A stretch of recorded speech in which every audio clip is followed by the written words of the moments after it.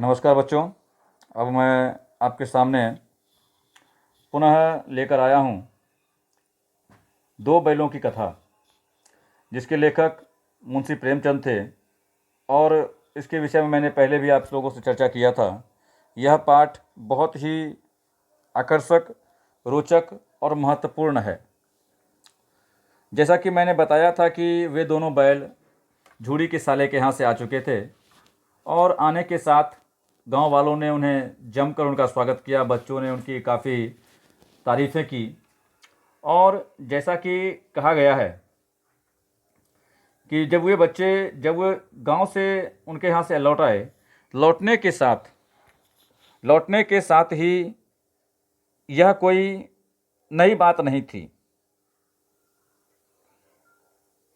परंतु फिर जैसे वे गांव को आए तो झूड़ी का साला, जिसका नाम था गया, वह पुनः आया और आने के साथ ही उन बैलों को पुनः ले जाने को तैयार हुआ। जबकि झूड़ी की पत्नी ने जब उन दोनों बैलों को देखा, हीरा और मोती को देखा, तो वह काफ़ी गुस्से से लाल पीली होकर वहाँ से उसे कामचोर और बेकार निरर्थक कहता हुआ काफ़ी आगे बढ़ती गई। परंतु जैसा कि मैंने पहले कहा कि वह दोनों बैलों को ले जाकर गया। दोनों बैलों ने उसे कहा, बहुत ही अलग ही दृष्टिकोण से देखा, परंतु करते क्या, मालिक की आज्ञा के सामने वे कर क्या सकते थे और उन्हें मजबूरन जाना पड़ा। जाने के कारण जब वे गए तो मोती, जो बहुत ही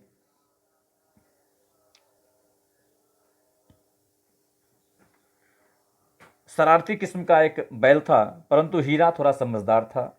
मोती ने चाहा कि मैं इसे रास्ते में ही मैं इस गया को गिरा दूं, गड्ढे में गिरा दूं, ताकि ये काफ़ी चोटिल हो जाए और हम यहाँ से निकल सकें। परंतु हीरा ने कहा, नहीं, हम सहनशील हैं, हमें इनके जैसा नहीं बनना है। हमारे अंदर सहन शक्ति होनी चाहिए कि हम अपने भावों को व्यक्त कर सकें। लोगों में यह एक भावना थी कि ये जानवर होते हैं और जानवरों में कोई ऐसा गुण नहीं होता। परंतु मैं बता दूं कि इन दोनों ने जानवर होते हुए भी अपने मानवीय रूप को दिखलाया। रास्ते में जिन्होंने बदमाशी या जो शरारतें की गया के साथ, इसका परिणाम यह हुआ कि जब ये गया के घर आए तो गया ने इन्हें जमकर बांधकर खूब पीटा और घर इनके सामने सूखा भूसा रख दिया, जिसको इन्होंने सूंघा तक नहीं। और इनके जीवन में यह पहला ऐसा अवसर था जब इनके साथ ऐसा व्यवहार किया जा रहा था। दोनों बैलों के मान सम्मान को काफ़ी ठेस पहुंची, अर्थात इंटरनली या आंतरिक रूप से हृदय काफ़ी दुखी था। नाद की तरफ मुंह तक आंख न दिखाई। दूसरे दिन गया ने बैलों को हल में जोता और पर इन दोनों ने जैसे पाँव न उठाने कसम खा ली थी। वह मारते मारते थक गया, परंतु दोनों ने पाँव नहीं उठाया। एक बार जब निर्दयी हीरा की नाक पर खूब डंडे जमाए तो मोती को काफ़ी गुस्सा आ गया।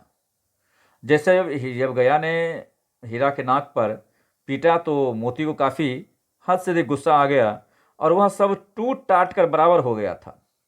तो जैसा मैंने बताया कि जब वे लोग काफ़ी दोनों गुस्से हो गए और गुस्सा होने के बाद मोती ने उस हल बैल को तोड़ दिया और वहाँ से भागने का प्रयास करने लगा। परंतु हीरा ने उसे समझाया कि देखो, ये हम प्राणियों का जन्म इसके लिए नहीं हुआ। हमारा जन्म तो मेहनत करने के लिए ही हुआ है। हमारा जन्म जो है वो मेहनत करने के लिए ही हुआ है और हमें कभी इनके साथ ऐसा व्यवहार नहीं करना चाहिए। जब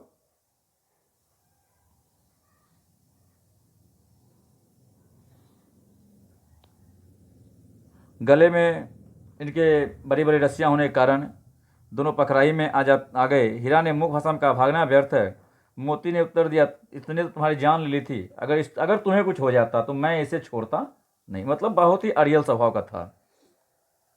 परे रहने दो, बैल का जन्म तो मार खाने के लिए ही हुआ है। इट मीन्स बड़े व्यक्ति जो सहनशील होते हैं उनका जन्म सहन शक्ति के लिए हुई है, वो सहने के लिए ही होते हैं। और कब तक इसका हम प्रतिकार करें, परे रहने दो। गया दो आदमियों का दौरा, दोनों के हाथों में लाठियां हैं। मोती बोला, कहो तो दिखा दो कुछ मजा, मैं भी लाठी लेकर आ रहा है। हीरा समझा, नहीं भाई खड़े हो जाओ, मुझे मारेगा तो मैं एक दो को गिरा दूंगा। हीरा ने कहा खड़े रहो। तो मोती ने कहा, देखो तुमको मारा तो मारा, लेकिन अगर इसने मेरे ऊपर प्रहार किया तो मैं तो सहने वाला नहीं, मैं इनका प्रतिकार करूंगा और एक दो को वहीं जख्मी कर दूंगा। इस पर हीरा ने कहा, नहीं, हमारी जाति का यह धर्म नहीं है, हमारी जाति सहने के लिए है, किसी को जख्मी करने के लिए नहीं। मोती दिल में ऐंठ कर रह गया, आ पहुंचा, दोनों को पकड़ ले। कुशल हुई उस वक्त मारपीट ना की, नहीं तो मोती ने पलट बार कर दिया होता। गनीमत थी कि गया और उनके आदमियों ने उसमें मोती को पीटा नहीं, वरना मोती उस समय इतने आक्रामक मूड में था, हो सकता था कि वह उनके ऊपर प्रहार कर बैठता। परंतु उनका विभाग अच्छा था कि उन्होंने उस पर कोई प्रहार नहीं किया। और दोनों के मुंह में देकर कहते हैं कि वक्त टल गया। आज दोनों के सामने वही भूसा और सूखा भूसा लाया गया और रख दिया गया। वे दोनों चुपचाप कर रहे। घर के लोग भोजन करने लगे। उस वक्त छोटी सी लड़की दो रोटियां निकली और वह भैरव की बेटी थी। भैरव जिसकी पत्नी मर चुकी थी, उस वक्त अर्थात उस छोटी लड़की की माँ का देहांत हो चुका था। वो लड़की बिल्कुल अकेली थी और उसकी सौतेली माँ उसे काफ़ी कष्ट दिया करती थी। कहते हैं कि सौतेली माँ उसे मारती थी, इसलिए इन दोनों बैलों से उसे एक प्रकार की आत्मीयता हो गई। दोनों बैल उसे काफ़ी स्नेह करते थे। कहते हैं कि दोनों दिन भर जोते जाते, डंडे खाते अरते, शाम को थान पर बांध दिए जाते। रात को वही लड़की आती और उन्हें वह रोटी खिला जाती। प्रेम के इस प्रसाद में बरकत थी कि दो दो गाल सूखा भूसा खाकर भी दोनों दुर्बल न होते थे, मगर दोनों की आंखों में रोम रोम में विद्रोह भरा हुआ था।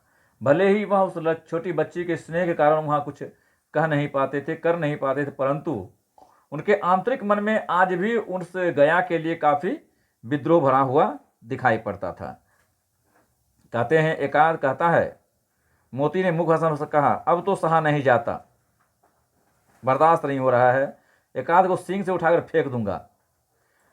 लेकिन जानते हो, वह प्यारी लड़की जो हमें रोटी खिलाती है उसी की लड़की है जो इस घर का मालिक है। वह बेचारी अनाथ हो जाएगी। कहा, अगर तुम मार तो देगा। हीरा कहा, ठीक है तुम मार तो दोगे, कोई दिक्कत नहीं है, लेकिन याद रखो जिस लड़की ने हमें रोटी खिलाई है, यह भैरव की ही बेटी है जिसके घर हम रहते हैं। और अगर तुम उसे फेंक दोगे तो वह लड़की, ये भैरव तो मर जाएगा और ये लड़की फिर अनाथ हो जाएगी। हाँ मैं स्वीकार करता हूँ, लेकिन इतनी मोटी रस्सी टूटे ही कैसे? इसका एक उपाय, पहले रस्सी को थोड़ा चबा लो, फिर एक झटके से टूट जाएगी। कहा, रस्सी को पहले मुंह में लो और दांतों से खूब गीला करो। जब गीला हो जाए तब एक झटका लगाएंगे और यह रस्सियाँ टूट जाएंगी।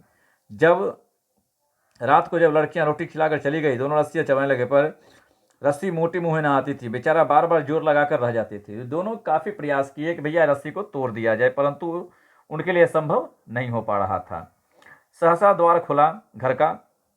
छोटी लड़की घर से निकली, दोनों सिर झुकाकर उसका हाथ चाटने लगे। दोनों की पूंछ खड़ी हो गई और अंत में उसने कहा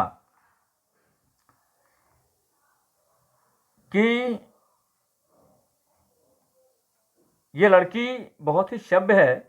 और वह लड़की जैसे आई तो उसने क्या किया, दोनों बैलों के गले का गिराव खोल दिया, रस्सियां खोल दी और कहा, अगर भाग तो जाएं, परंतु इस लड़की के ऊपर सुबह फिर प्रभाव बहुत ही बड़ा बड़ा पड़ेगा, इसे पिटाई लगेगी, इसे काफ़ी नुकसान होगा।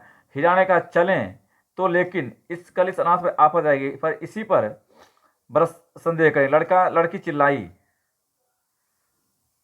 फूफा वाले दोनों बैल भागे जा रहे हैं। ओ दादा दादा, दोनों बैल भागे जा, जल्दी दौड़ो। लड़की ने दोनों को खोल भी दिया और खुद भी चिल्ला बैठी कि मतलब कोई उसके ऊपर शक ना करे कि भैया हम ही भगाए हैं। गया हड़बड़ाकर भीतर से निकला बैलों को पकड़ने। वे दोनों भागते चले गए।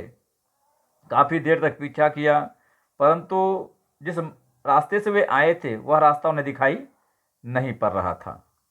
हीरा ने कहा, मालूम होता है हम रास्ता भूल गए। बेतहाशा होता है कि जब हम लोग कभी बेतहाशा या खुशी में या दुखी या डर के मारे जब कभी कहीं जाते हैं तो होता है कि हम रास्ता भटक जाते हैं, और बैल भी रास्ता भटक गए थे।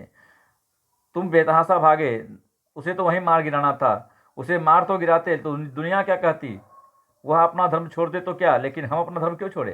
कहता है, मानव जो आज अपने फायदे के लिए हर एक चीज़ों को छोड़ता जा रहा है, लेकिन हम अपना धर्म क्यों छोड़े। हम पशु हैं, हमारा जन्म कर्म के लिए हुआ है, कार्य के लिए हुआ है, तो हम अपना कार्य क्यों छोड़ें। और हमारा जन्म तो किसी के ऊपर प्रहार करने के लिए नहीं हुआ है। कहते हैं, दोनों भूख से व्याकुल होते, खेत में मटर थी, चरने लगे, रह कर आहट लेते, कोई आता तो नहीं है, अर्थात यहाँ भी पकड़े जाने का डर था। दोनों मस्त होकर उछलने कूदने लगे, दोनों डकार ली, फिर सिंह में सिंह आए, दूसरे को ठेलने लगे। मोती ने हीरा को कई कदम पीछे हटाया, यहाँ तक कि खाई में गिरा भी दिया।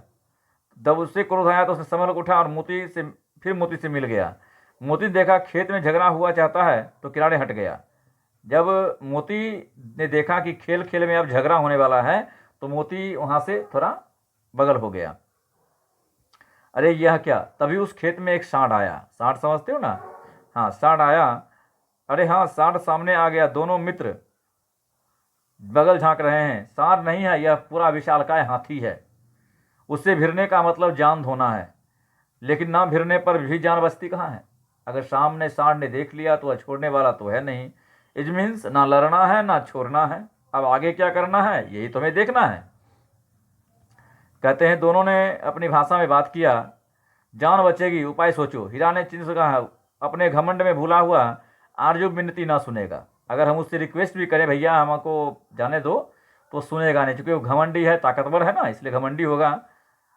तो भाग क्यों ना चलें, भागतना कायरता है, तो फिर यहीं मरो, जो करना है यहीं करो। बंदा 9 2 11 होता है, और जो दौड़ाए। फिर सोचो कोई उपाय। उपाय यही है कि दोनों उस पर एक साथ प्रहार करें, तो हो सकता है कहीं यह डरकर भाग जाए।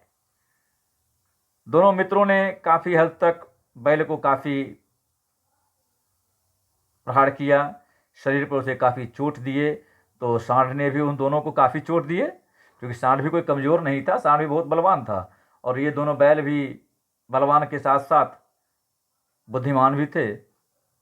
अंत में जब एक ऐसा प्रहार आया कि सांड ने सोचा, नहीं अब तो इन दोनों में से किसी एक का अंत कर ही देंगे। फिर दोनों मित्र ने विजय के रास्ते झूठे चले। मोती ने अपने, और अंत में उन दोनों ने मिलकर सांड को वहाँ से भगा दिया।